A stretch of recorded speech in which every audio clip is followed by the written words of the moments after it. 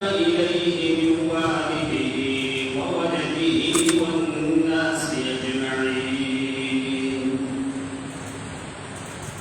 اللهم صل على محمد وعلى آل محمد كما صليت على إبراهيم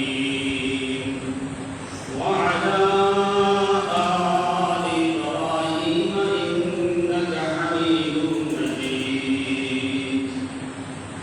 اللهم بارك على محمد وعلى آل محمد كما باركت على إبراهيم وعلى آل إبراهيم إنك حميد مجيد. إلا ذكره الذاكرون وغفل عن ذكرك وذكره الغافلون. سبحان الله والحمد لله ولا حول لنا ولا قوة لنا إلا بالله العلي العظيم. سبحان ربك رب العزة عما يصفون وسلام على المرسلين والحمد لله رب العالمين.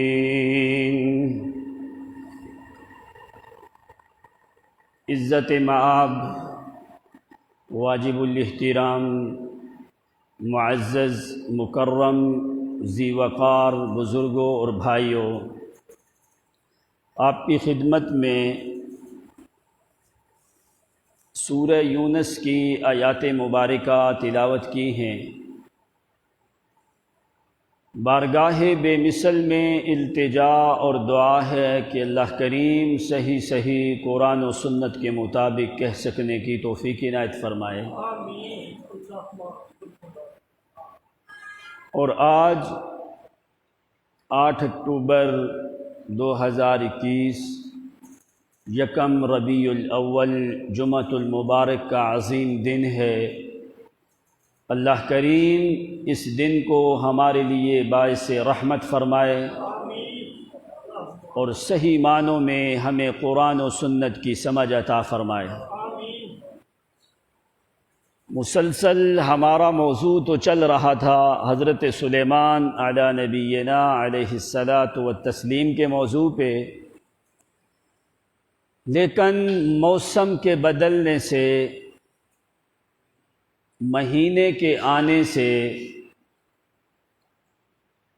اس چیز کو ذرا مؤخر کیا۔ انشاءاللہ 1-2 جمعے کے بعد پھر جو ہے وہ حضرت سلیمان علیہ الصلاۃ والسلام کا واقعہ بیان ہوگا بالترتیب۔ قانون اصل میں یہ ہے کہ دین نام ہے قرآن کا اور پیغمبر خدا صلی اللہ علیہ وسلم کی شریعت کا۔ ما لم یکن یومئذ دینا فلا یکون اليوم دینا۔ جو نبی علیہ السلام اور صحابہ کے زمانے میں جو دین تھا وہ آج بھی دین ہے، جو اس زمانے میں دین نہیں تھا وہ آج بھی دین ہو سکتا، چاہے کتنی ہی عامت الناس، چاہے کتنی ہی عوام یا لوگ جو ہیں ایسے کام کرتے رہیں، لیکن وہ کبھی بھی دین شمار نہیں ہوگا، وہ بدعتی ہوگی۔ اس لیے کہ نبی اکرم صلی اللہ علیہ وسلم نے فرمایا کہ لوگو، من احدث فی امرنا ھذا ما لیس منہ فہو رد۔ جو چیز میں محمد سے ثابت نہیں اس کو دین میں داخل کرنا وہ چیز مردود ہے، چاہے وہ کوئی بھی آدمی کرے، چاہے اپنے آپ کو مومن کہنے والا کرے یا مسلمان کہنے والا بھی، اگر کوئی پیغمبر کی شریعت اور صحابہ کے طریقے کے خلاف کام کرے گا تو وہ بدعت ہوگی، وہ دین ہو سکتا۔ ابھی یہ ربیع الاول کا مہینہ مبارک جو ہے، اسی مہینے میں اکثر لوگ جو ہیں اس بات کا کہتے ہیں کہ نبی علیہ الصلوۃ والسلام کی پیدائش ہوئی ہے۔ اب پیدائش میں تو بہت سے لوگوں کا اختلاف ہے۔ کچھ نے کہا کہ ربیع الاول میں ہوئی، کچھ لوگوں نے کہا محرم میں ہوئی، کچھ نے کہا رمضان میں ہوئی، کچھ لوگوں نے کہا رجب میں ہوئی، کسی نے کہا ربیع الثانی میں ہوئی۔ اب واللہ اعلم، اللہ تعالیٰ کی ذات حقیقت صحیح جانتی ہے۔ جس بندے کو نبی کی پیدائش پہ خوشی نہیں وہ تو بندہ ہی نہیں۔ جس انسان کو نبی اکرم صلی اللہ علیہ وسلم کی پیدائش کی خوشی نہیں، وہ تو مسلمان کیا، وہ تو انسان کہلانے کا حقدار بھی نہیں ہے۔ لیکن خوشی کا وہ طریقہ جو پیغمبر نے بتایا، خوشی کا وہ طریقہ جو صحابہ نے تمہیں کر کے دکھایا، اس کے خلاف اگر ہوگا تو وہ خوشی نہیں ہوگی، وہ بدعت ہوگی۔ اب وفات کے اوپر ہزاروں کی تعداد میں صحابہ کرام موجود ہیں جو اس بات کی گواہی دیتے ہیں کہ نبی اکرم صلی اللہ علیہ وسلم کی وفات سوموار کے دن 12 ربیع الاول کو ہوئی۔ ساری دنیا کے علماء، مورخین، فقہاء، عظماء، علماء سیر، سب کی باتیں ایک طرف، ایک ادنا صحابی کے قول کا مقابلہ نہیں ہو سکتا۔ اب صحابہ کرام فرماتے ہیں کہ نبی علیہ الصلوۃ والسلام کی وفات 12 ربیع الاول سوموار کے دن ہوئی۔ اب کیا ہم صحابہ کرام کی بات مانیں گے کہ نہیں مانیں گے؟ دوسری طرف لوگ آج کے زمانے میں جو کہ 12 ربیع الاول کے دن نبی علیہ الصلوۃ والسلام کی پیدائش کے بارے میں لوگوں کے ہاں معروف کیا گیا کہ بھئی نبی علیہ الصلوۃ والسلام کی پیدائش جو ہے یہ 12 ربیع الاول کو ہوئی ہے۔ اب یہ کہاں سے لوگوں نے باتیں بنائیں، کدھر سے لے کے آئے؟ کوئی صحیح ایک قول بھی ایسا نہیں، کوئی صحیح ایک قول بھی ایسا نہیں جس کے اوپر علماء متفق ہوں کہ آپ کی پیدائش 12 ربیع الاول کو ہوئی ہے۔ اب زیادہ تر جمہور علماء کی جو رائے ہے وہ کہتے ہیں 9 ربیع الاول کو یا 8 ربیع الاول کو آپ کی پیدائش کا دن ہے۔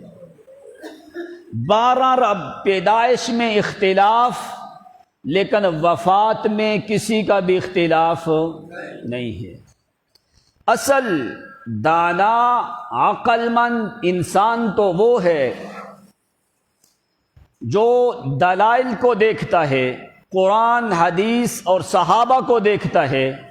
کیا یہ جو جشن عید میلاد النبی کی یہ جو رسم ہے، کیا یہ نبی علیہ الصلوۃ والسلام سے ثابت ہے یا یہ صحابہ سے ثابت ہے، یا پھر خیر القرون کا زمانہ ثم الذین یلونہم ثم الذین یلونہم، نبی علیہ السلام نے فرمایا 4 زمانے بہترین زمانے ہیں۔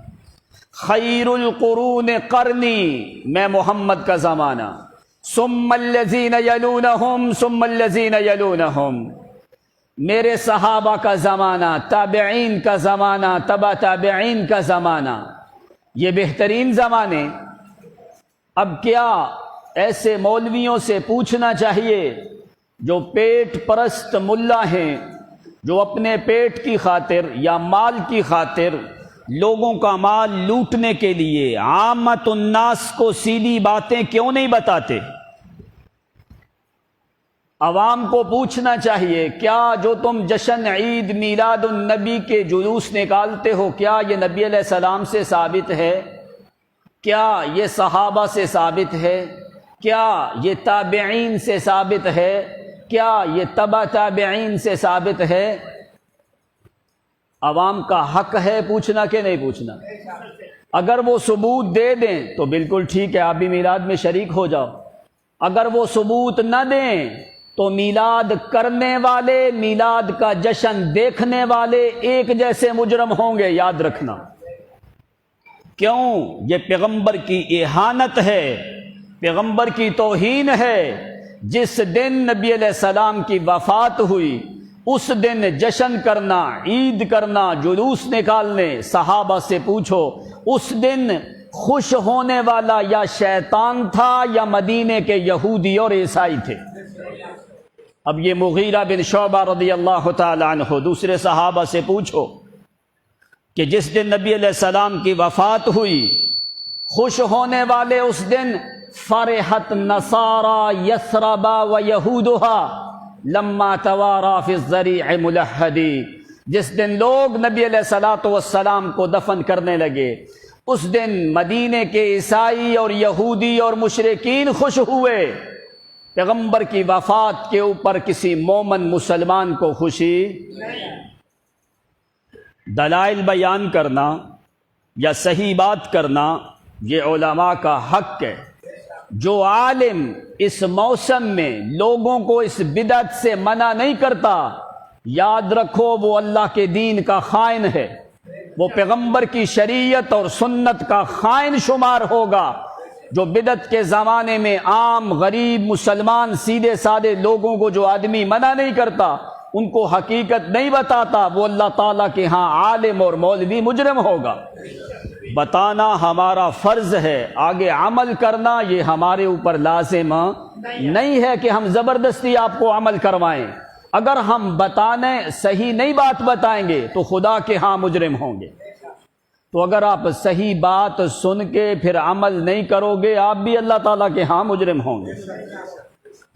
اب رہا مسئلہ، کیا نبی اکرم صلی اللہ علیہ وسلم سے محبت کیسے کی جاتی ہے؟ یہ لوگ کہتے ہیں کہ ہم محبت میں آ کے جشن نکالتے ہیں، جلوس نکالتے ہیں۔ حالانکہ اگر تم غور فکر کرو، بازاروں میں جشن جلوس نکالنا یہ اسلام میں ہے ہی نہیں۔ کیوں؟ آپ نے فرمایا سب سے بہترین جگہ عبادت کے لیے مساجد ہیں، اور فرمایا وَشَرُّ الْأَسْوَاقِ فِي الْأَرْضِ، اور زمین میں بری جگہ بازار ہے۔ بازاروں میں عبادت ہوتی نہیں ہے۔ عبادت کے لیے اللہ تعالیٰ نے عبادت خانے مساجد بنائے ہیں۔ بازار کو آپ نے فرمایا یہ بری جگہ ہے، چاہے کوئی بھی جشن جلوس نکالتا ہے، اسلام میں ایسے جلوس اور جشن کا کوئی ثبوت نہیں۔ دوسری بات، میلاد ہے ولادت سے، بس میں تھوڑا تھوڑا آپ کو بیان کرنے لگا ہوں۔ میلاد ہے ولادت سے، ولادت ہوتی ہے ماں کے پیٹ سے باہر آنا۔ دو ذوی العقول جنس کے لیے اللہ تعالیٰ نے ولادت رکھی ہے۔ جنات کی ولادت ہے، انسانوں کی ولادت ہے۔ تیسری بڑی مخلوق وہ ملائکہ ہے، ملائکہ کی ولادت نہیں ہے۔ ملائکہ ہیں نور سے، جنات ہیں نار سے، آگ سے، اور انسان ہے مٹی سے۔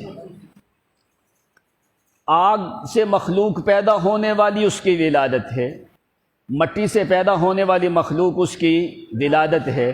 جو نور کی مخلوق ہے ملائکہ، ان کی ولادت نہیں ہے۔ ایک ہی لمحے میں اللہ تعالیٰ نے سارے ملائکہ کی تخلیق کر دی ہے۔ اس لیے اللہ تعالیٰ نے فرمایا الحمدللہ فاطر السماوات والارض جاعل الملائکۃ رسلا اولی اجنحۃ مثنی وثلاث ورباع۔ اللہ تعالیٰ نے ملائکہ کو پیدا کیا بغیر ماں باپ کے، بغیر نسل کے، اللہ تعالیٰ نے یکدم ان کو پیدا کیا ہے۔ اب ادھر جو لوگ میلاد کا جشن کرنے والے ہیں وہ کہتے ہیں نبی علیہ السلام انسان ہے ہی نہیں، وہ کہتے ہیں کہ آپ خدا کے نور میں سے، تو پھر ولادت کس کی ہوئی؟ بات کو ذرا دماغ اپنے حاضر کر کے، عقل حاضر کر کے سمجھنا۔ یہ پرفتن ایام ہیں، ایسے بھیڑ بکریوں کی طرح مولوی تم لوگوں کو گھیر کے لے جاتے ہیں، پتہ ہی نہیں ہوتا، کہتے ہیں جی دیکھو ہمارے پاس بھی ثبوت ہیں، لیکن دانا عقل مند آدمی سمجھتا ہے قرآن اور شریعت کی بات کو۔ ہم نہیں کہتے ہماری بات کو مانو، جو اللہ کی کتاب اور جو پیغمبر کی شریعت کہتی ہے اس کو ماننا تمہارے اوپر لازم ہے، چاہے وہ کوئی مولوی بات کرے یا کوئی عام آدمی بات کرے۔ اب نبی علیہ السلام کو اگر وہ لوگ انسان نہیں مانتے، اگر انسان نہ مانے آپ نور ہیں، تو پھر میلاد تو ختم ہو گیا۔ وہ کہتے ہیں خدا کے نور میں سے نور ہے نبی علیہ السلام، انسان نہیں ہے۔ اگر خدا کے نور میں سے نور ہیں تو پھر نور کی تو ولادت کوئی نہیں، پھر میلاد منانا چھوڑ دو۔ اگر آپ کو نور مانتے ہو تو پھر میلاد منانے کا تمہیں حق نہیں ہے، یا تو پھر انسان مانو تو پھر چلو میلاد بنتا ہے تمہارا منانے کا، لیکن تم نور مانتے ہو ادھر سے میلاد مناتے ہو، یا تو میلاد چھوڑو یا نور من نور اللہ والا عقیدہ چھوڑو، ایک چیز تو چھوڑنی پڑے گی۔ دوسری بات، اب کیا کوئی دنیا میں ایسی مخلوق تمہیں نظر آتی ہے صحابہ کرام کے بعد جو محمد سے محبت کرنے والی ہو؟ پیغمبر سے، صحابہ سے بڑھ کے کیا کسی انسان نے پیغمبر سے محبت کی ہے؟ جو محبت میں اپنی جانیں نچھاور کرتے ہیں، اگر یہ چیز دین اور شریعت ہوتی تو کیا صحابہ کرام یہ میلاد کا جشن نہ کرتے؟ کرتے کہ نہیں کرتے؟ نبی علیہ الصلوۃ والسلام کی 23 سالہ زندگی، کیا آپ نے ایک دفعہ لوگوں کو جمع کر کے کہا لوگوں آج میں محمد کی جو ہے پیدائش کا دن ہے، چلو میلاد کا جلوس نکالیں؟ یا ابو بکر صدیق نے 2.25 سالہ خلافت میں، یا حضرت عمر نے 10 سالہ خلافت میں، یا حضرت عثمان نے 11 سالہ خلافت میں، نہ حضرت علی نے 4.5 سالہ خلافت میں، حضرت حسن نے 6 مہینے کی خلافت میں، حضرت امیر معاویہ نے 12 سال کی خلافت میں، یزید نے 4.5 سال کی خلافت میں، اور جو ہے اس کے بعد معاویہ بن یزید بن معاویہ آیا، کیا اس نے ایسا کام کیا ہے؟ یہ تم چلتے چلتے آجو حجاز کی سرزمین میں آج تک کے بادشاہوں میں سے کسی ایک نے بھی پیغمبر کی میلاد کا جشن جلوس نکالا ہے؟ تو پھر کیا ان لوگوں کو پیغمبر سے محبت نہیں تھی؟ اگر یہ دین ہوتا تو نبی علیہ السلام حکم کرتے، اگر یہ ثواب ہوتا تو صحابہ کر کے دکھاتے۔ صحابہ سے بڑھ کے کوئی دنیا میں عاشق آ سکتا؟ صحابہ سے بڑھ کے کوئی دنیا میں محب آ سکتا؟ جو کام پیغمبر سے ثابت نہیں، جو کام صحابہ سے ثابت نہیں ہے، تبع تابعین سے ثابت نہیں، وہ دین ہو سکتا؟ وہ بدعت ہے۔ وہ کیا ہے؟ وہ بدعت ہے، اور بدعت کرنے والے کا عمل اللہ تعالیٰ کے ہاں کوئی عمل بھی قابل قبول۔ یہ میں فتویٰ نہیں لگاتا، ابن ماجہ اٹھا کے دیکھو، نبی علیہ الصلوۃ والسلام کی حدیث ہے، آپ نے فرمایا ان اللہ لا يقبل صاحب بدعت لا صلاة ولا زکاة ولا صوما ولا حجا ولا صرفا ولا عدلا یخرج من الاسلام کما تخرج الشعر من العجین، کہ لوگوں بدعت کرنے والے کا عمل اللہ تعالیٰ کے ہاں کوئی بھی قابل قبول، نہ نماز، نہ روزہ، نہ زکوٰۃ، نہ حج، نہ صرف، نہ عدل، نہ صدقہ، نہ نفلی، نہ فرضی، اسلام سے یوں خارج ہوتا ہے جیسے آٹے سے بال کو خارج کر لیا جاتا ہے۔ یہ فتویٰ محمد کا ہے، کسی مولوی کا فتویٰ نہیں ہے۔ کیوں؟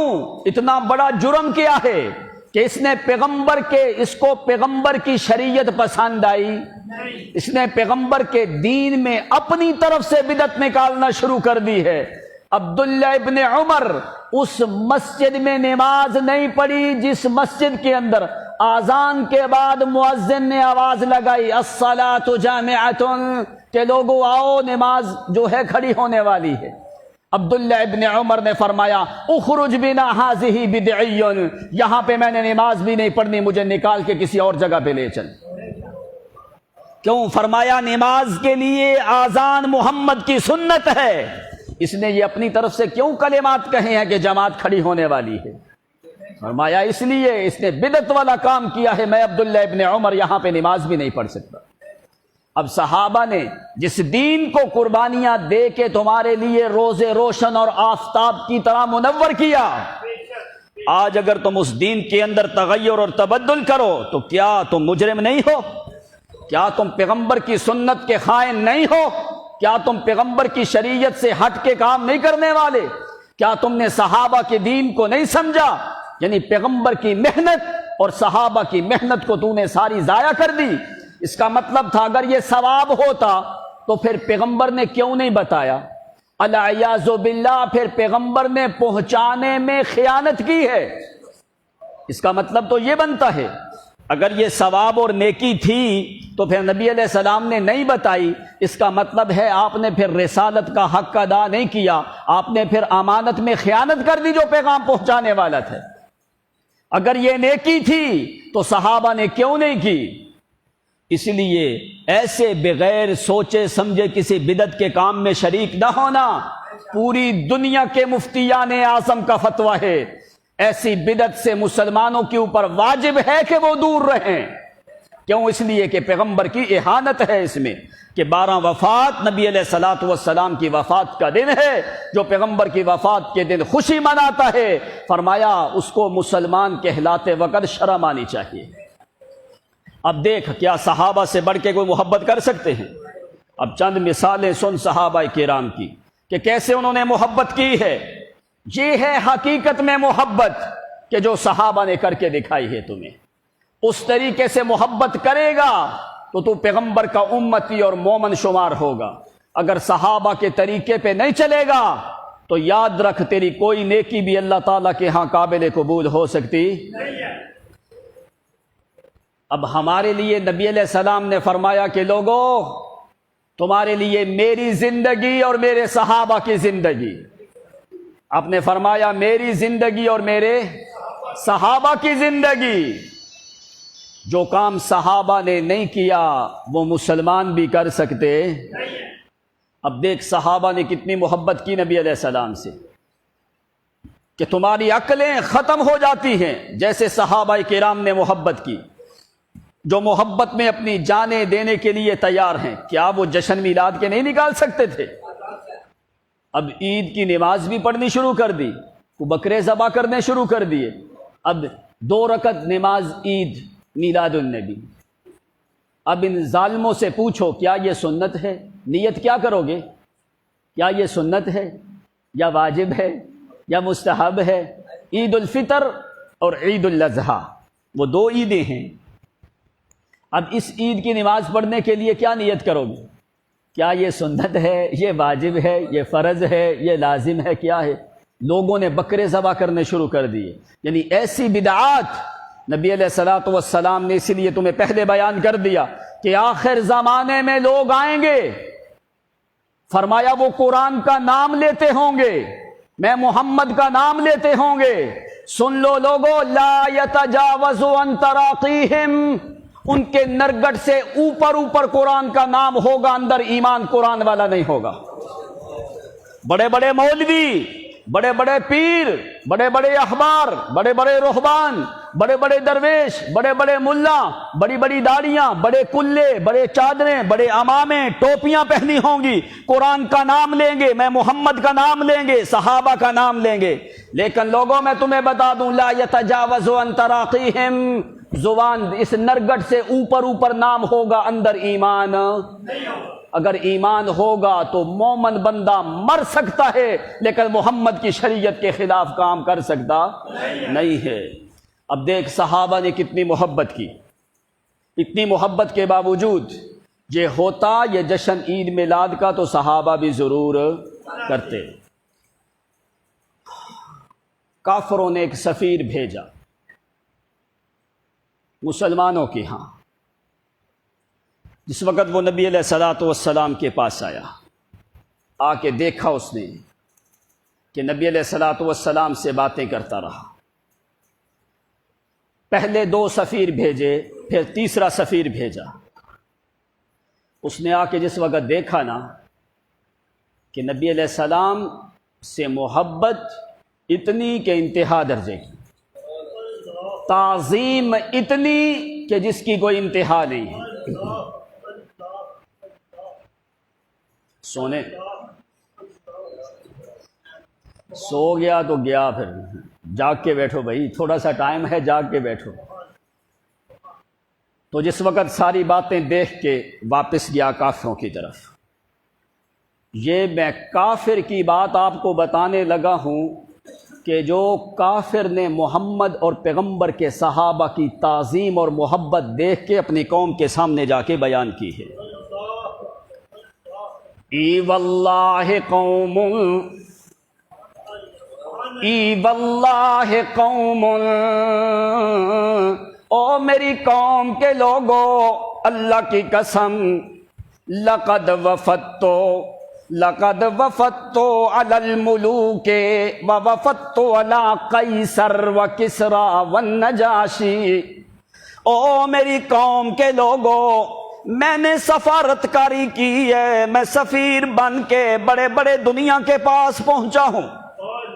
ووفدت علی قیصر و کسری والنجاشی، میں سفیر بن کے قیصر روم کے پاس بھی گیا ہوں، میں سفیر بن کے ایران اور فارس کے بادشاہ کسری کے پاس بھی پہنچا، اور میں شام کے بادشاہ نجاشی کے پاس بھی گیا ہوں۔ ووفدت علی الملوک ووفدت علی قیصر و کسری والنجاشی، واللہ ان رأیت ما یعظمہ، ان رأیتہ ملکا یعظمہ ما یعظم اصحاب محمد محمدا۔ کہنے لگا میں بڑے بادشاہوں کے پاس میں گیا ہوں، لیکن مجھے اللہ کی قسم میں نے کسی بادشاہ کے ساتھی ایسے نہیں دیکھے، کسی بادشاہ کی تعظیم کرنے والے میں نے ایسے ساتھی نہیں دیکھے جیسے تعظیم کرنے والے محمد کے صحابہ میں نے دیکھے۔ ما یعظم احد کما یعظم اصحاب محمد محمدا، جتنی تعظیم محمد کریم کے صحابہ کرتے ہیں اتنی تعظیم کرتے میں نے کسی بندے کو دیکھا۔ سن لو میری قوم والو، ای واللہ قوم، وہ تو ایک ایسی قوم ہے جس سے لڑائی کرنا تمہارے اختیار میں کوئی نہیں۔ کہنے لگا تو نے باتیں کیا دیکھی ہیں؟ 2 سفیر ہم نے پہلے بھیجے، انہوں نے آ کے ہمیں کوئی نہیں بتایا، تو نے کیا دیکھا محمد کریم کے صحابہ میں؟ آگے اس نے 2-3 باتیں بس میں آپ کو بتا دوں۔ کہتا ہے واللہ ان تنخم نخامتا، واللہ ان تنخم نخامتا الا وقعت على کف رجل فدلک بها وجهه وجلده۔ او لوگوں، پہلی بات میں نے وہاں پہ دیکھی کہ اگر محمد کریم اپنا لعاب پھینکتے ہیں، ان تنخم نخامتا الا وقعت فی کف رجل فدلک بها وجهه، میں نے دیکھا کہ محمد کریم نے اپنا لعاب پھینکا ہے۔ اللہ کی قسم محمد کے صحابہ نے لعاب اپنا زمین پہ گرنے نہیں دیا۔ کہنے لگے کیا کیا ہے؟ کہنے لگا فدلک بها، اس نے اس لعاب کو اپنے ہاتھوں میں مل کے فدلک بها وجهه وجسده، اس نے اس لعاب مبارک کو اپنے چہرے کے اوپر ملا ہے، اور اس نے اپنے وجسدہ، اس نے اپنے جسم کے اوپر مل لیا ہے۔ وہ بندے جو محمد کا لعاب زمین پہ گرنے نہیں دیتے، کافروں، کسی کافر کو وہ محمد کے قریب بھی آنے دیتے۔ کہنے اچھا اور تو نے کیا دیکھا ہے؟ کہنے لگا دوسری بات میں نے یہ دیکھی ہے، فَيَتَوَضَّعُ وَقَعْدُوا يَقْتَتِلُونَ عَلَى وَضُوئِهِ، وہاں پہ ایک بندے نے محمد کو وضو کروایا ہے، اس وضو کے پانی کا قطرہ زمین پہ گرا۔ کیا کیا انہوں نے؟ وَقَادُوا يَقْتَتِلُونَ بِهِ عَلَى وَضُوئِهِ، ہر بندہ آگے سے دوڑ کے آتا ہے کہ محمد کے پانی کے وضو کا قطرہ میری قمیص یا میرے ہاتھوں پہ گرے۔ وَقَادُوا يَقْتَتِلُونَ بِهِ، وہ پیغمبر کے وضو کے پانی کے اوپر قریب تھا کہ وہ لڑنا شروع کر دیتے کہ مجھے ایک قطرہ پانی کا چاہیے، مجھے دوسرا کہتا مجھے قطرہ پانی کا چاہیے۔ وَقَادُوا يَقْتَتِلُونَ بِهِ عَلَى وَضُوئِهِ، کہنے لگے تو نے اور کیا دیکھا ہے، ایسے بندے، ایسی محبت کرنے والے آدمی تو ہم نے کبھی سنا بھی کوئی۔ کہنے لگا تیسری بات میں نے یہ دیکھی ہے، وَإِذَا أَمَرَهُمْ ابْتَدَرُوا بِأَمْرِهِ، پیغمبر اگر کسی کام کا حکم دینے لگتا ہے، پیغمبر کا حکم محمد کریم کے ہونٹوں سے نکلتا کوئی نہیں تو پورے سینکڑوں کی جماعت صحابہ کی عمل کرنے کے لیے کھڑی ہو جائے۔ وَإِذَا أَمَرَهُمْ ابتدروا بِأَمْرِهِ، ابھی زبان سے پورا حکم نکلتا نہیں تو صحابہ کرام عمل کرنے کے لیے پورے صحابہ کھڑے ہو جاتے۔ کہنے لگے اچھا تو نے اور کیا دیکھا ہے؟ کہنے لگا چوتھی بات میں نے دیکھی ہے، وَإِذَا تَكَلَّمَ خَفَضُوا أَصْوَاتَهُمْ، وَإِذَا تَكَلَّمَ خَفَضُوا أَصْوَاتَهُمْ، جس وقت محمد کریم بات کرنے کا ارادہ کرتا ہے، ابھی بات کی کوئی نہیں، جس وقت بات کرنے کا ارادہ کرتے ہیں نبی علیہ الصلوۃ والسلام خفضوا اصواتهم، ان میں سے کسی بندے کی آواز ذرہ برابر بھی نکلتی۔ جب نبی علیہ السلام بولنا شروع کرتے ہیں خفضوا اصواتهم عند رسول اللہ صلی اللہ علیہ وسلم، اگر کسی صحابی کو کوئی کھانسی بھی آنے لگتی ہے تو اللہ کی قسم وہ اپنی کھانسی کو روک دیتا ہے، کسی بندے کی آواز نہیں نکلتی، یوں سناٹا بالکل ہوتا ہے، ایسے لگا میں نے دیکھا کأنہم علی رؤوسہم طیور، جس وقت پیغمبر بیان کر رہے ہوتے ہیں صحابہ کرام آوازیں بند کر کے یوں بیٹھے ہیں، ایسے لگتا ہے جیسے ان کے سروں کے اوپر پرندے بیٹھے ہوئے۔ کہنے لگے پانچویں بات میں نے جو دیکھی ہے، یہدون الیہ النظر تعظیما لہ، کہ کوئی محمد کے صحابہ میں سے کوئی بندہ بھی آنکھیں پوری کھول کے نظریں بھر کے محمد کی طرف دیکھتا بھی کوئی کیوں نہیں؟ تعظیما لہ، کوئی بندہ بھی جس وقت بات کرنے لگتا ہے وہ محمد کریم کی تعظیم کے لیے اپنی نگاہیں بھر کے بات بھی نہیں کرتا، کیوں؟ تعظیما لرسول اللہ صلی اللہ علیہ وسلم۔ کہنے لگا اللہ کی قسم ایسی قوم جو میں نے دیکھی ہے ما رأیت منذ ولدتنی امی، اللہ کی قسم جب سے میری ماں نے مجھے جنم دیا ہے اتنی تعظیم کرنے والے بندے میں نے زندگی میں کبھی نہیں دیکھے۔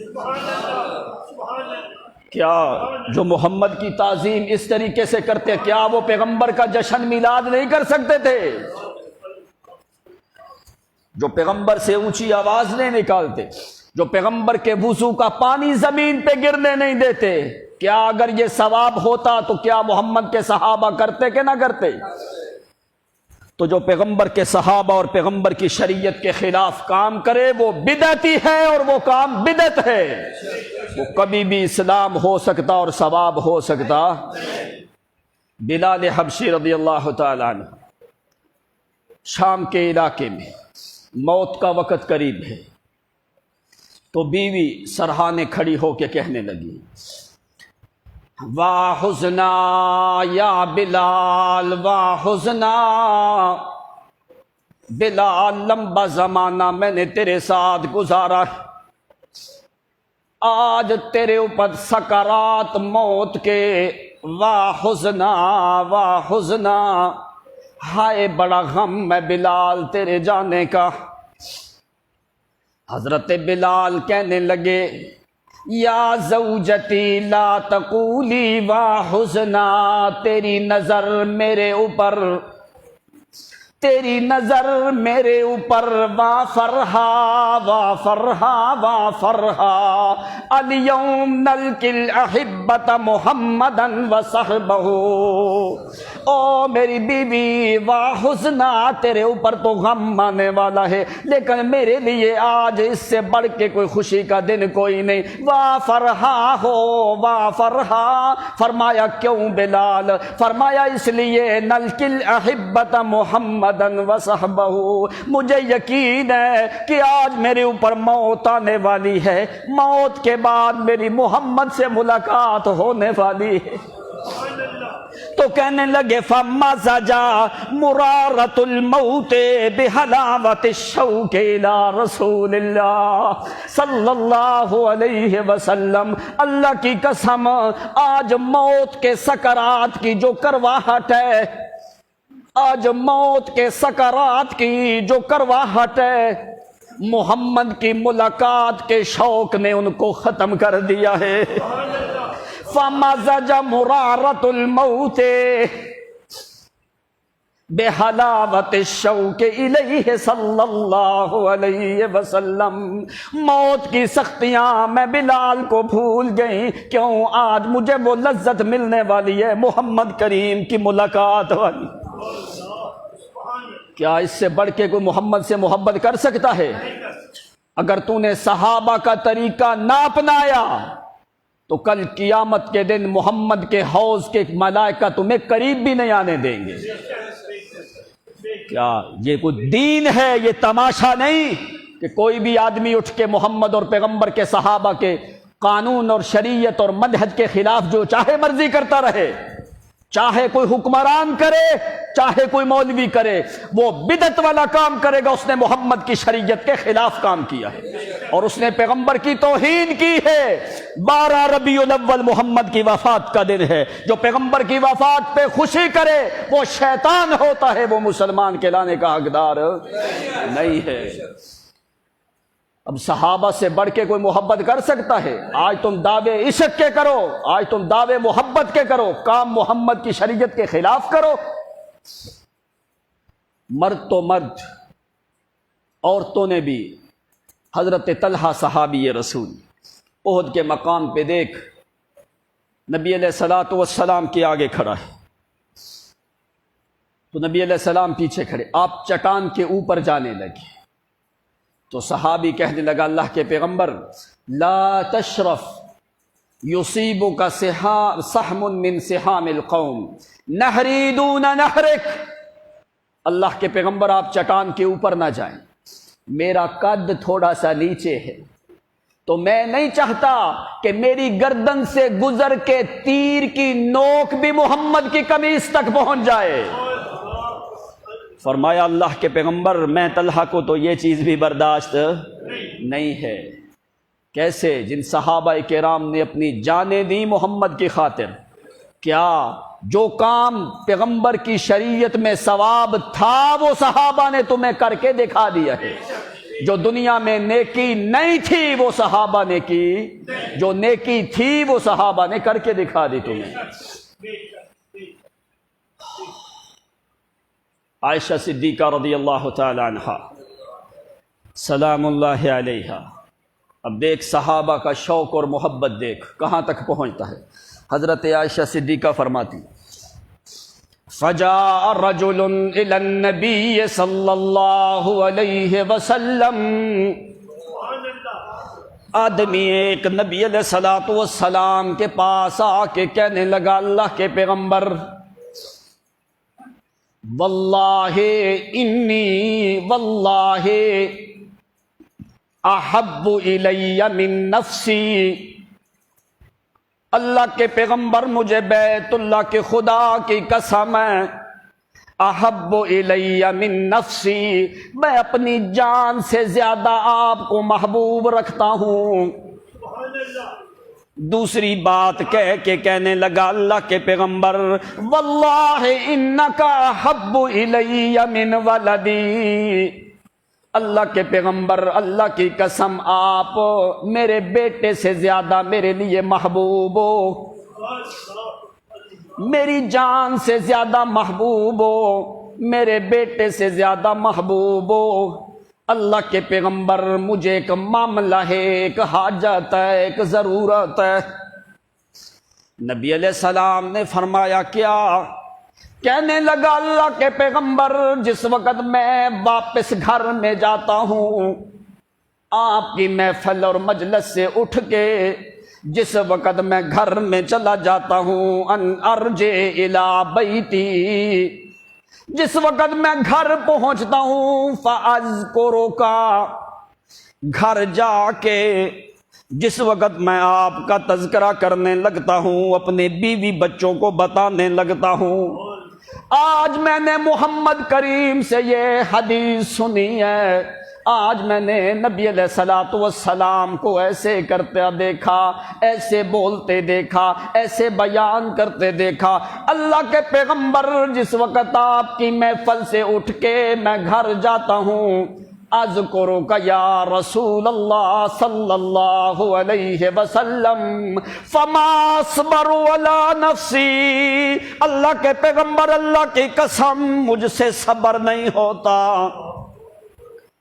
آپ کی محفل سے اٹھ کے جب میں گھر جاتا ہوں، گھر جا کے جب میں آپ کا تذکرہ کرنے لگتا ہوں، فما اصبر علی نفسی، اللہ کے پیغمبر مجھ سے صبر نہیں ہوتا، فارجع، اسی طرح دوبارہ جو ہے پھر مجھے ساری دنیا بھول جاتی ہے، نہ تو مجھے بیوی کا خیال رہتا ہے، نہ مجھے اولاد کا خیال رہتا ہے، نہ مجھے کھانے پینے لباس کا خیال رہتا ہے۔ اللہ کے پیغمبر فما اصبر علی نفسی، میں اپنی جان پہ صبر نہیں کر سکتا، جلدی سے اسی وقت میں اٹھ کے نکل آتا ہوں۔ میں نے کبھی نہیں دیکھا کہ میرے پاؤں میں جوتا بھی موجود ہے کہ نہیں ہے۔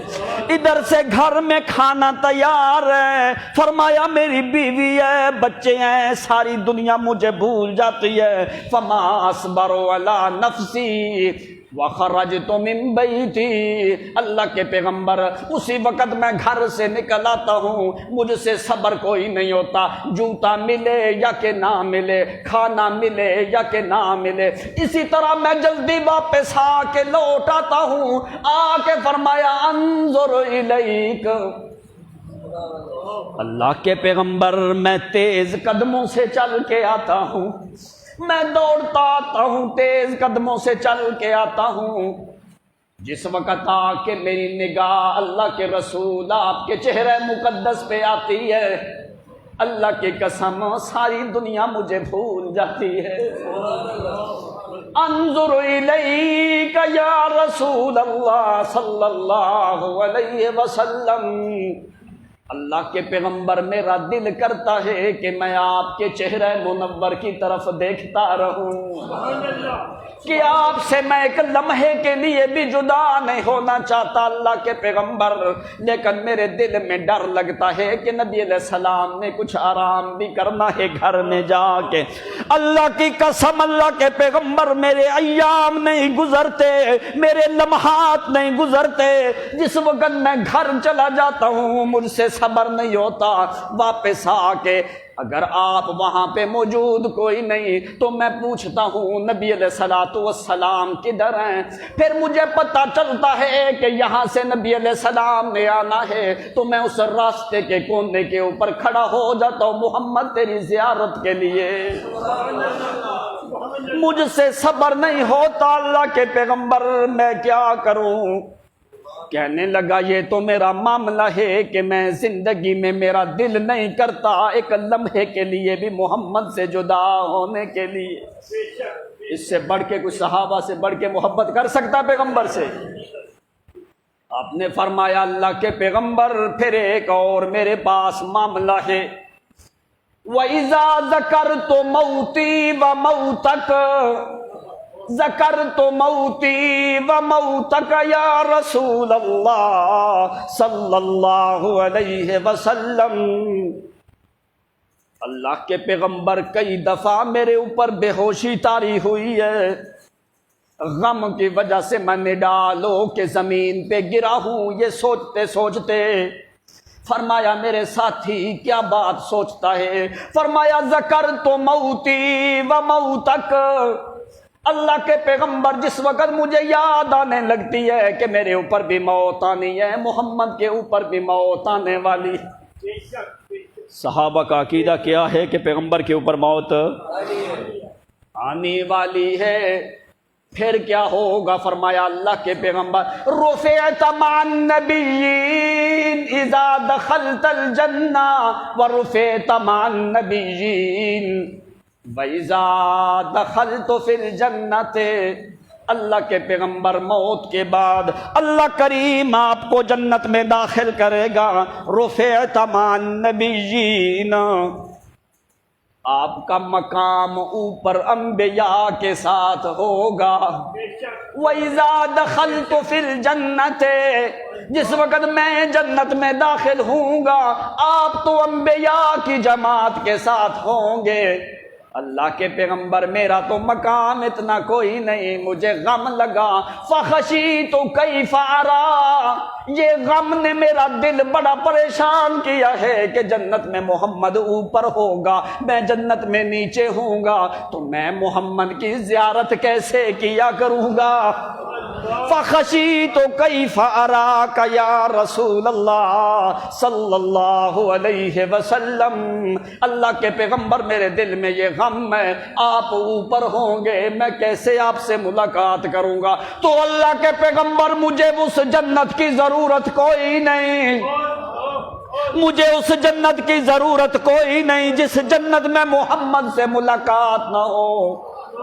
اس لیے اللہ کے پیغمبر مجھے ڈر لگتا ہے میں کدھر جاؤں گا اگر آپ سے میری ملاقات نہ ہوئی، میں تو ایک دن آپ کی جدائی اور فراق برداشت کر سکتا۔ وَلَمْ يَرُدَّ النَّبِي صلی اللہ علیہ وسلم، نبی علیہ السلام نے ابھی جواب دیا کہ میرے صحابی کی باتیں بڑی سخت ہیں، اس نے چیزیں بڑی اہم بیان کی ہیں، ابھی کیا ہونے لگے؟ اللہ کریم نہ تو غم برداشت کرتا ہے محمد کا، نہ اللہ کریم غم برداشت کرتا ہے محمد کے صحابہ کا۔ جس وقت غم آیا پیغمبر کو اللہ کریم نے فوری تسلی دی، لا تحزن، میرا پیغمبر غم نہ کر، قد نعلم انہ لیحزنک الذی یقولون، مجھے پتا ہے میرے پیغمبر یہ لوگ تمہیں غم زدہ کرتے ہیں کافر، غم نہ کر میرا پیغمبر۔ اور محمد پہ غم آئے تسلی اللہ دیتا ہے، محمد کے صحابی پہ غم آئے تو پھر بھی تسلی اللہ دیتا ہے۔ وَلَمْ يَرُدَّ النَّبِيَّ عَلَيْهِ، نبی علیہ الصلوۃ والسلام نے صحابی کو ابھی کوئی جواب دیا۔ فَنَزَلَ الْجِبْرِيلُ، فوری جبریل نازل ہوتا ہے، کہنے لگا اللہ کے پیغمبر آپ کا صحابی پریشان ہے، تیرے صحابہ کا غم اور پریشانی اللہ کریم کو بھی برداشت ہوتی۔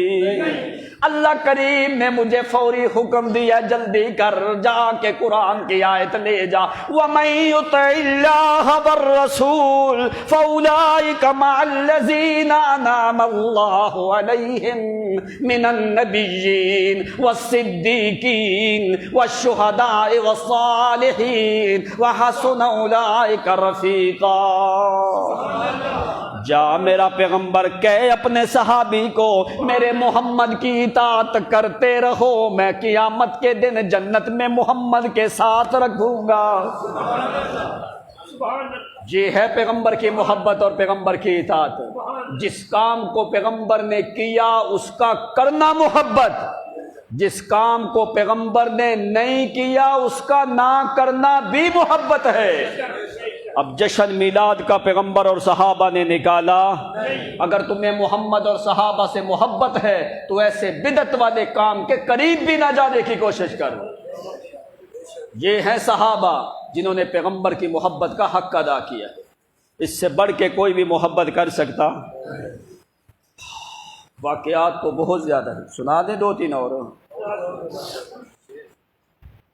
ام عمارہ عورت ذات، مرد تو مرد ہیں، عورت. نصیبہ بنت کعب ام عمارہ رضی اللہ تعالی عنہا. لوگ احد کی طرف جانے لگے غزوے میں، کہنے لگی اگر مرد غزوے میں شریک ہو سکتے ہیں تو میں عورت ہو کہ کیوں نہیں شریک ہو سکتی؟ اگر محمد کریم کے دفاع میں ضرورت پڑے تو لوگوں سن لو، میں ام عمارہ مردوں سے زیادہ بہادر ہوں، اس لیے کوئی بندہ مجھے منع نہ کرے. ام عمارہ چلی جاتی ہے احد کے مقام پہ. ابن کمعہ جو بڑا کافر مشرک ہے، اس نے نظر مانی تھی کہ میں نے محمد کو الیاذ باللہ ضرور قتل کرنا ہے. تلوار اٹھا کے آتا ہے نبی علیہ الصلوۃ والسلام کی طرف. ام عمارہ آگے کھڑی ہے، تھوڑا ہٹ کے پیچھے نبی علیہ الصلوۃ والسلام کھڑے ہیں. آ کے ام عمارہ کو کہنے لگا فبعیدی عنہ، ہٹ جا، پیچھے ہٹ جا. عربوں کے اندر عورت پہ حملہ کرنا یہ بڑا عیب ہے. لا ارید ان اقتلک، میں تمہیں قتل نہیں کرنا چاہتا، ہٹ جا میرے راستے سے. ام عمارہ کہتی ہے زبان اپنی بند کر ظالم، تیری اتنی جرت ہے کہ مجھے محمد سے ہٹانے لگا ہے. اللہ کی قسم میرے وجود میں کا قطرہ خون کا بھی باقی ہے، میں محمد تک تجھے پہنچنے دینا. آگے ابن کمہ تلوار لے کے آگے بڑھا ہے، دوڑ کے اس نے تلوار لگائی ہے. صحابیہ کے ہاتھ کے اوپر تلوار لگی ہے، ہاتھ یوں مبارک ام عمارہ کا ہاتھ کٹتا ہے. اس کی تلوار کی نوک آگے سے ٹوٹتی ہے، پیچھے ہٹا ہے جا کے. بڑی وزنی تلوار لے کے دوبارہ آیا ہے. کہنے لگا ام عمارہ تیرا ہاتھ کٹ گیا، ہٹ جا محمد سے. ام عمارہ کہنے لگی کہ میں کوئی معمولی عورت، میں نے کلمہ پڑھا ہے محمد کا، محمد کے دفاع کے لیے میرا ایک ایک خون کا قطرہ بہتا رہے گا. اللہ کی قسم میں ہٹنے والی. اس نے بڑی وزنی تلوار لے کے ام عمارہ کے کندھے کے اوپر ماری ہے. فضرب ضربها غارت فی عظام کتفها. بڑی وزنی تلوار ہے، اس نے یوں تلوار زور سے ماری ہے. ام عمارہ کی شانے کی ہڈی کٹ کے تلوار جو ہے بغل کے قریب وہاں پہ اٹک جاتی ہے. یہ تلوار کھینچنے لگا، ام عمارہ نے تلوار کو پکڑ لیا. کہنے لگی تیری جرت، تو تلوار نکال کے کہیں محمد کی طرف جانے کی کوشش بھی نہ کرنا. اتنی دیر میں خون وہی غارقۃ بدمائها، ادھر بازو ہاتھ کا خون ہے، شانے کی ہڈی کٹ جاتی ہے، سارا خون زمین کے اوپر ہے. تو نبی علیہ الصلوۃ والسلام نے اعلان کیا، آپ نے فرمایا من یطیق ما تطیقین یا ام عمارہ. ام عمارہ اللہ کی قسم کس بندے میں اتنی طاقت ہے جتنی ام عمارہ میں طاقت ہے. تو اسی طرح زخمی حالت میں کہنے لگی اتی کو یا رسول اللہ صلی اللہ علیہ وسلم، اللہ کے پیغمبر غم نہ کرنا، میرے اندر طاقت اسی طرح موجود ہے. اس کافر کی ہمت کوئی نہیں کہ آپ تک پہنچ جائے. اس نے تلوار کھینچنی شروع کی ہے, گرایا ہے چٹان کے اوپر ام عمارہ کو. اس کا لڑکا پیچھے حبیب ابن زید دیکھ رہا ہے, دوڑ کے آگے آتا ہے. اس نے آ کے کہا ظالم, اتنا بھی کوئی آدمی ظلم کرتا ہے؟ تو اپنی ثقافت سے ہٹ چکا ہے. عورتوں کے اوپر حملہ کرنا یہ عربوں کے اندر عیب ہے. تجھے حیا شرم نہیں آئی؟ ہٹ جا میری ماں سے. پیچھے ہٹانے لگا. ام عمارہ کہنے لگی دانی دونی دونک رسول اللہ. کہنے لگا او میرا بیٹا ہٹ جا مجھ سے, الحق برسول اللہ تدافع عنہ تدافع عنہ. کہنے لگی میرا بیٹا ہٹ جا, میری خیر ہے, محمد کی طرف جا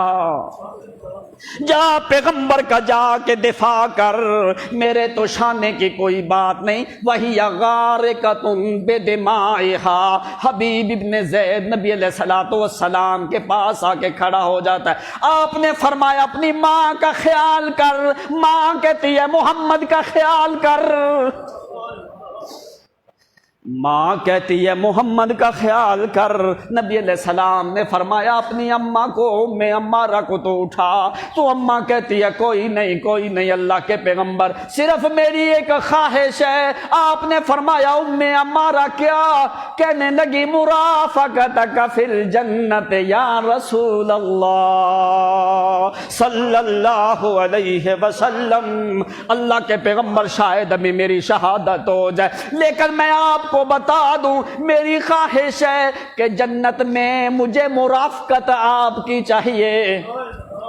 مرافقتک فی الجنت یا رسول اللہ صلی اللہ علیہ وسلم. اللہ کے پیغمبر مجھے آپ کی رفاقت چاہیے جنت میں. تو نبی علیہ السلام نے فرمایا انتی و اہل بیتک. او ام عمارہ تو بھی میں محمد کے ساتھ ہوگی, تیرے اہل بیت تیرے سارے گھر والے بھی میرے ساتھ ہوں گے. تو نے اپنی مرافقت مانگی ہے. انتی و اہل بیتک, تو بھی اور تیرے گھر والے بھی جنت میں میں محمد کی رفاقت میں ہوں گے. کیا اس سے بڑھ کے, صحابہ سے بڑھ کے کوئی محبت کر سکتا ہے؟ انسان تو مرد. یہ عورت کی حالت ہے. یہ عورت اپنا بازو ٹوٹ گیا, کٹ گیا, ہاتھ کٹ گیا, خون کے اندر جو ہے خون سارا زمین پہ بہہ گیا, پھر بھی اپنے بیٹے کو کہتی ہے بیٹا محمد کے دفاع کی طرف چلا جا.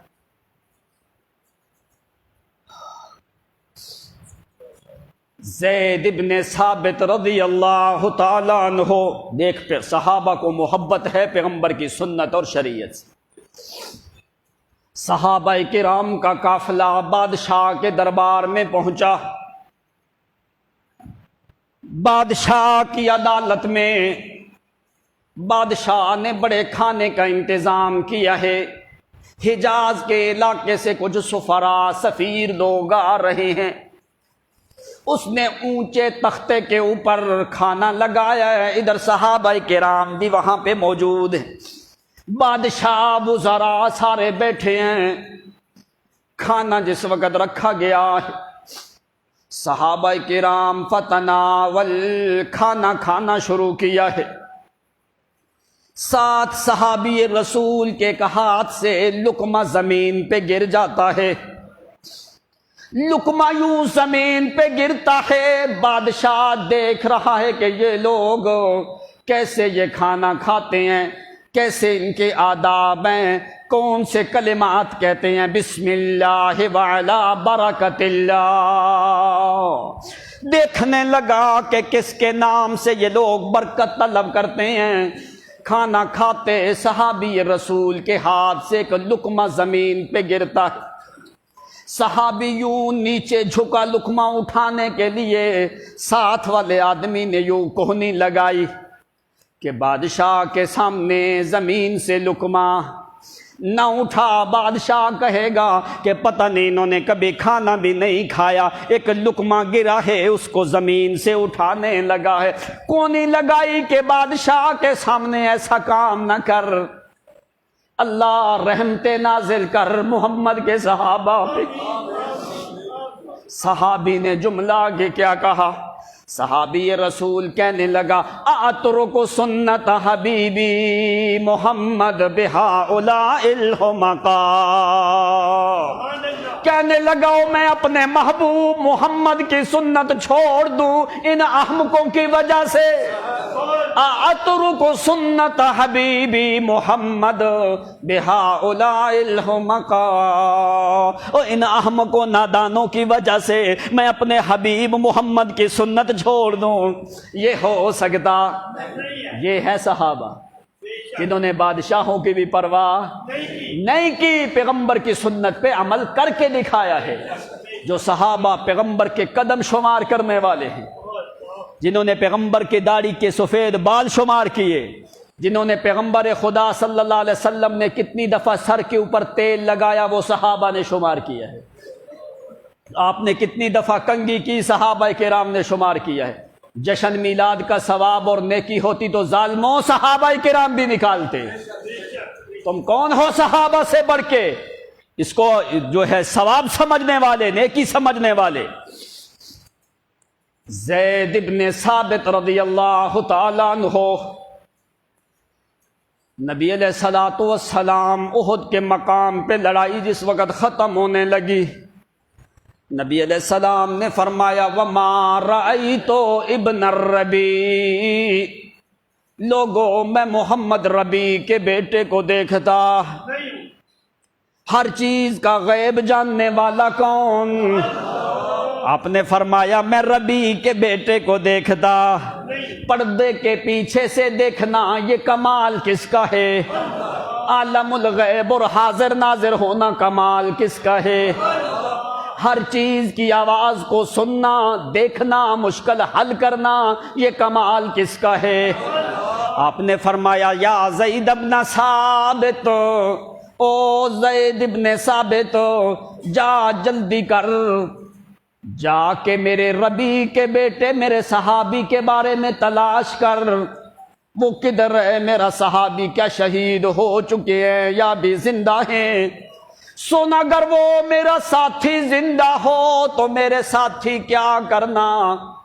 جا کے اس کو کہنا ورسول اللہ صلی اللہ علیہ وسلم یقول لک اقراہ منی السلام، جا کے ربیع کے بیٹے کو میں محمد کا سلام دینا، جا کے ربیع کے بیٹے کو میرا جا کے سلام دینا، ایک پیغام دینا، جا کے ایک سلام دینا، دوسرا ایک پیغام دینا۔ فرمایا ہاں اللہ کے پیغمبر کیا؟ آپ نے فرمایا اگر وہ ربیع کا بیٹا زندہ ہو اس سے پوچھنا وَرَسُولُ اللَّهِ صلی اللہ علیہ وسلم يَسْأَلُكَ كَيْفَ تَجِدُ يَا ابْنَ الرَّبِيعِ، نبی علیہ السلام کہتے ہیں جا کے پوچھنا، نبی علیہ السلام کہتے ہیں اے ربیع کے بیٹے کیسا محسوس کرتا ہے؟ کیف تجد یا ابن الربیع، اور ربیع کے بیٹے تیرے اوپر زخم آئے ہیں کیسے محسوس کرتے ہو؟ زید ابن ثابت کہتے ہیں میں نے جا کے تلاش کرنا شروع کیا، فاطوف بین القتلی، جہاں پہ صحابہ کرام کی میتیں ہیں میں نے جا کے تلاش کرنا شروع کر دیا، آخرکار میں پہنچ گیا ابن ربیع کے اوپر، وَهُوَ فِي آخِرِ رَمَقٍ مِّنْ حَيَاتِهِ، اس کی زندگی کے آخری سانس باقی ہے۔ میں نے جاتے ہی جا کے کہا او ربیع کے بیٹے یا ابن الربیع، رسول اللہ صلی اللہ علیہ وسلم یقرئک السلام، اور ربیع کے بیٹے تیری طرف محمد نے سلام بھیجا ہے۔ اللہ کے رسول نے تمہیں سلام دیا ہے. کہتا ہے والسلام علی رسول اللہ اقراہ من السلام. جس وقت واپس جائے گا میری طرف سے جا کے محمد کو بھی سلام دینا. اور کیا کرنا؟ فجزاک اللہ عنا خیرا ما جزا بہ نبیا عن امتہ. یہ پہلی دفعہ کلمات بولے ہیں ابن الربیع نے. اس سے پہلے کسی اور صحابی نے یہ کلمات بولے نہیں. فجزاک اللہ عنا خیرا ما جزا بہ نبیا عن امتہ. او زید ابن ثابت جا کے میرا سلام بھی دینا نبی علیہ السلام کو، اور جا کے کہنا اللہ تعالیٰ تمہیں میری طرف سے جزا دے جس طرح کسی نبی کو امت کی طرف سے جزا دی جاتی ہے. اللہ تعالیٰ محمد تجھے جزا دے. کیوں؟ اس لیے کہ تو نے ہم کو دین سکھایا. آپ نے ہم کو دین سکھایا، آپ نے ہم کو جنت کا راستہ بتایا، آپ نے ہم کو جہاد کی طرف بلایا، آپ نے ہم کو دین وحدت کی طرف بلایا. اس لیے اللہ کے پیغمبر اس احسان کا ہم بدلہ نہیں دے سکتے. تو دوسرا زید ابن ثابت جو نبی علیہ السلام نے پوچھا کیف تجدو، کیسے پایا؟ تو نبی علیہ السلام کو کہنا اللہ کے پیغمبر اللہ کی قسم انی اجد ریح الجنہ، اللہ کی قسم ابھی مجھے جنت کی خوشبو آنے لگی ہے. نبی علیہ السلام کو بتانا کہ ابھی مجھے جنت کی خوشبو آنے لگی ہے. صحابی رسول کہتا ہے میں یوں کھڑا ہوں، آخری وصیت کرنے لگا. ابن الربیع کہنے لگا میری قوم کو بھی ایک پیغام دینا. کیا؟ لا عذر لکم عند اللہ ان تخلص من رسول اللہ صلی اللہ علیہ وسلم. او زید ابن ثابت میری قوم کو جا کے پیغام دینا، ان کو کہنا اگر دنیا میں آخرت میں سعادت چاہتے ہو تو محمد سے محبت کرو. پیغمبر کے معاملے میں، پیغمبر کے دین اور شریعت کے معاملے میں اللہ کریم تمہارا کوئی عذر بھی قبول کرنے والا. اب دیکھ صحابی کی بیویاں بھی موجود، اولاد بھی موجود، موت کے ٹائم پہ بھی غم صرف ہے تو محمد کے دین کا یا محمد کا غم ہے. کیوں؟ یہ محبت کا ثبوت ہے صحابہ کرام کا کہ آخری ٹائم کے اوپر بھی سوائے نبی علیہ الصلوۃ والسلام کی محبت پہ کوئی اور جملے بولے. اس سے بڑھ کے کوئی محبت ہو سکتی ہے؟ تو صحابہ نے جشن کیوں نہیں نکالا؟ میلاد کا جلوس کیوں نہیں نکالا؟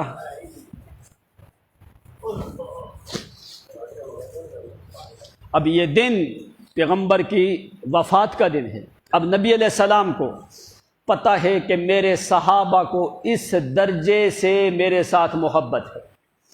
یکدم جب ان کے اوپر موت میں محمد کی موت کی خبر آئے گی تو یہ لوگ برداشت نہیں کر سکے. نبی علیہ الصلوۃ والسلام نے 6 مہینے پہلے لوگوں کو بتانا شروع کر دیا. رمضان المبارک کے مہینے میں آپ نے 20 دن کا اعتکاف کیا اور 2 دفعہ جبریل کے ساتھ قرآن کا دور کیا. اور نبی علیہ الصلوۃ والسلام نے اپنی بیٹی فاطمہ الزہرا کو بھی بتا دیا کہ میں محمد کے ایام جو ہیں وہ قریب ہیں. اب صحابہ کرام کا نبی علیہ السلام ذہن بنا رہے ہیں تاکہ اچانک ان کے اوپر میں محمد کی موت کا صدمہ یہ برداشت نہیں کر سکیں گے. اس لیے نبی علیہ السلام نے 6 مہینے پہلے صحابہ کرام کا یہ عقیدہ بنانا شروع کر دیا کہ لوگوں میں محمد کے اوپر موت آنے والی ہے. نبی اکرم اب نبی علیہ الصلوۃ والسلام کی عمر مبارک کتنی ہے؟ کتنی ہے؟ 63 سال کے بعد کیا ہوا؟ وفات ہوئی نا. تو جو لوگ کہتے ہیں نبی علیہ السلام کی وفات ہی نہیں ہوئی، پھر کہتے ہیں نبی علیہ السلام پہ موت ہی نہیں آئی. اب ان سے پوچھو 63 سال کے بعد کیا ہوا، موت ہوئی کہ نہیں؟ اور قرآن نے بھی بتایا ہے اشارتاً، آپ کو آج تک کسی مولوی نے یہ نہیں بتایا ہوگا. میں آپ کو بتا دوں، قرآن مقدس میں ہی اللہ تعالیٰ نے پیغمبر کی عمر مبارک کا تذکرہ کیا ہے اشارتاً. کیسے؟ اور نبی علیہ الصلوۃ والسلام کی موت کا ذکر کیا. قرآن پاک میں اس لیے لکھ کے کمپوز کروا کے کمپیوٹر سے نکلوا کے آپ کے لیے لے کے آیا ہوں، کہیں آپ یہ نہ سمجھنا کہ پتہ نہیں کہ ادھر ادھر کی باتیں نہیں کر رہا. قرآن پاک میں اللہ تعالیٰ نے 3 جگہ پہ ڈائریکٹ نبی علیہ السلام کو خطاب کیا. آج جو میں نے آیتیں تلاوت کی ہے، 3 جگہ پہ اللہ تعالیٰ نے فرمایا وَإِمَّا نُرِيَنَّكَ بَعْضَ الَّذِي نَعِدُهُمْ أَوْ نَتَوَفَّيَنَّكَ کا ضمیر خطاب کی ہے.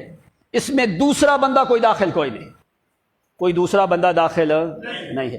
آپ نے فرمایا اگر ہم آپ کے اوپر موت کا فیصلہ کر دیں، نَتَوَفَّيَنَّكَ ضرور بر ضرور ہم آپ کو موت دینے والے ہیں، کا ضمیر خطاب کے لیے. اب یہ پہلی آیت سورت یونس میں ہے. کس میں؟ سورت. دوسری آیت اسی طرح کی وَإِمَّا نُرِيَنَّكَ بَعْضَ الَّذِي نَعِدُهُمْ أَوْ نَتَوَفَّيَنَّكَ فَإِنَّمَا عَلَيْكَ الْبَلَاغُ. یہ آیت ہے سورت رعد میں. کس سورت میں؟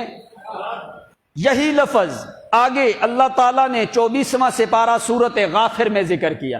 فَاصْبِرْ إِنَّ وَعْدَ اللَّهِ حَقٌّ فَإِمَّا نُرِيَنَّكَ بَعْضَ الَّذِي نَعِدُهُمْ أَوْ نَتَوَفَّيَنَّكَ.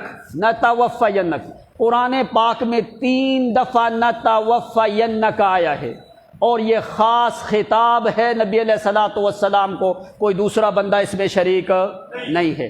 اب کیسے ان صورتوں میں اللہ تعالیٰ نے پیغمبر خدا کی زندگی کا ذکر کیا. اب دیکھ سورت یونس قرآن پاک میں اس سورت کا نمبر ہے 10واں. کتنا نمبر ہے؟ 10واں. کتنا نمبر ہے؟ 10واں. قرآن پاک میں اس سورت کا کون سا نمبر ہے؟ 10واں. فاتحہ، بقرہ، آل عمران، نساء، مائدہ، انعام، انفال، توبہ اور یونس. سورت یونس کا نمبر کتنا ہے؟ 10واں. اب نبی علیہ الصلوۃ والسلام کی مدنی زندگی کا زمانہ کتنا ہے؟ کتنا ہے؟ 10 سال. اب دوسرا اللہ تعالیٰ نے نَتَوَفَّيَنَّكَ یہ لفظ ذکر کیا ہے سورت رعد میں، اور سورت رعد کا فاتحہ سے لے کے قرآن پاک میں نمبر ہے 13واں. کون سا نمبر ہے؟ 13واں. پہلی سورت 10 نمبر سورت میں، پھر 13 نمبر سورت میں، پھر اللہ تعالیٰ نے یہ لفظ بولا سورت غافر میں جو 24واں سپارہ، وہ سورت کا نمبر ہے 40 نمبر سورت ہے. پہلا نَتَوَفَّيَنَّكَ 10 نمبر سورت میں، دوسرا نَتَوَفَّيَنَّكَ 13 نمبر سورت میں، تیسرا نَتَوَفَّيَنَّكَ 40 نمبر سورت میں. 10 جمع 13 جمع 40 کتنا ہوا؟ کتنا ہوا؟ یہ اعجاز ہے قرآن کا. یہ قرآن نے تمہیں بتایا ہے کہ محمد کی عمر 63 برس کے بعد پیغمبر کے اوپر موت ہے. دوسری بات 10 سال کا زمانہ، پہلی سورت یونس 10 نمبر سورت، یہ اشارہ کرتی ہے مدینے کی 10 سالہ زندگی کی طرف، مدینے کی 10 سالہ زندگی کی طرف. سورت رعد یہ 13 نمبر سورت ہے، یہ اشارہ کرتی ہے مکہ کے 13 سال نبوت والے دور کی طرف، 13 سال دور کی طرف.